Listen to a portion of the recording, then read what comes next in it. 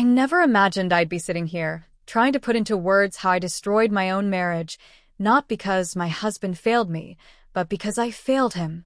My name is Emma.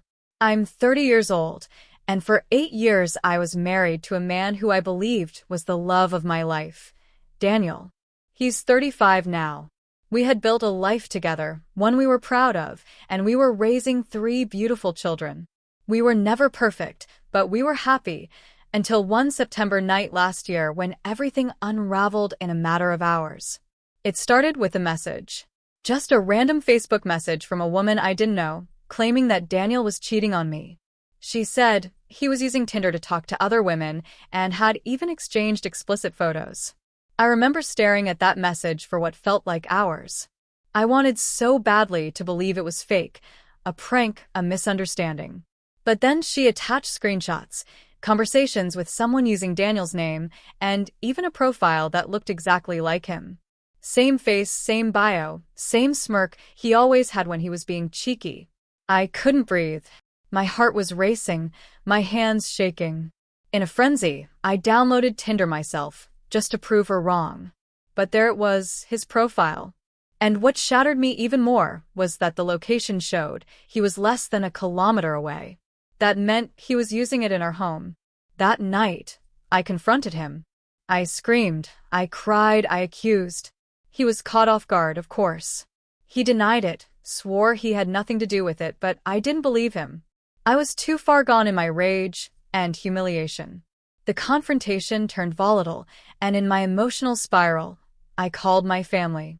I told them what I thought he'd done, hoping for comfort or guidance, but instead, it became a disaster. My brother arrived, already furious, and when he saw Daniel trying to calm me down, he snapped. He punched him, my husband, and grabbed him in front of our children. The neighbors called the police, and Daniel, bleeding and stunned, was told to pack a bag and leave. Just like that, he was out of our home, out of our lives. We separated shortly after.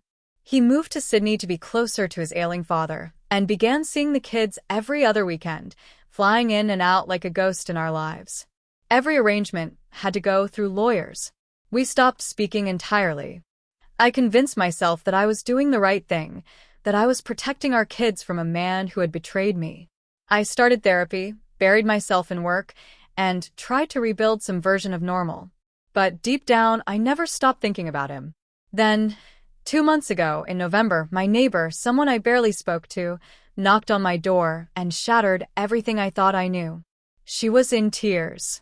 She told me that her husband had been catfishing women on dating apps, and he had been using photos of my husband.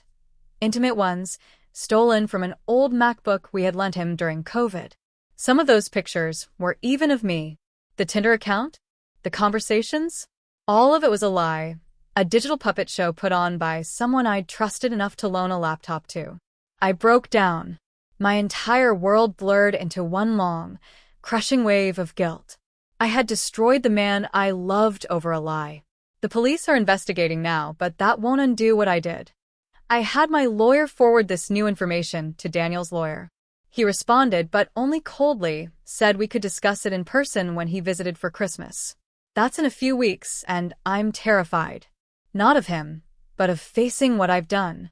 How do you look a man in the eyes after you've let your family beat him? After you've dragged his name through the mud, severed his connection with his children, and made him a villain in the eyes of everyone who once respected him? I see now how alone he must have felt. How no one stood up for him. Not even me, the one person who was supposed to know him best. I believed the worst. I didn't give him a chance to explain. And because of that, he lost everything. His family, his home, his reputation, and maybe even his mental health. The damage is overwhelming. I've begun reaching out to our mutual friends, trying to tell them the truth. I've asked my family to take responsibility, especially my brother.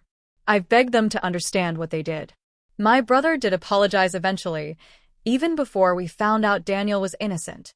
But apologies don't erase trauma. And Daniel, he's in therapy now. He's requested a clean break. He doesn't want any more contact than what's necessary for the kids. And honestly, I can't blame him. I wouldn't want to be near me either. He has every right to walk away and never look back. But it still hurts, because I never stopped loving him. Not for a moment.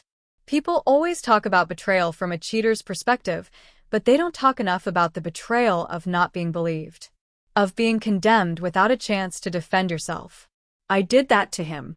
I turned the man who once held me through sleepless nights into a stranger. I let the people I love hurt him. And worst of all, I watched him walk away from the kids, our kids, because I let the world treat him like a monster. He's missed birthdays, school events, milestones. They still love him, but I can see the confusion in their eyes every time they ask why Daddy doesn't come home anymore. And I have no answer. I know that love alone won't fix this. I know that even if he agrees to speak with me, I don't deserve forgiveness. Not yet, maybe not ever. But I'll try. I'll keep trying. Because at the very least, I owe him the truth and 1,000 apologies. I owe him his name back, his dignity, his peace. If he ever does decide to forgive me, it will be on his own terms. And if he doesn't, I will still spend the rest of my life making amends for what I've done. I just hope, someday, he can look back and know that while I may have lost him, I never stopped trying to make things right for him, for the kids, and for the love I once so carelessly threw away. Thank you so much for watching this story on Kindle Stories. If this story touched you, please share your thoughts in the comments. Do you believe he should forgive her, or is the damage too deep? And if you enjoyed this heartbreaking tale of love, loss, and redemption, don't forget to like this video, subscribe to our channel, and click the bell icon so you never miss another powerful story.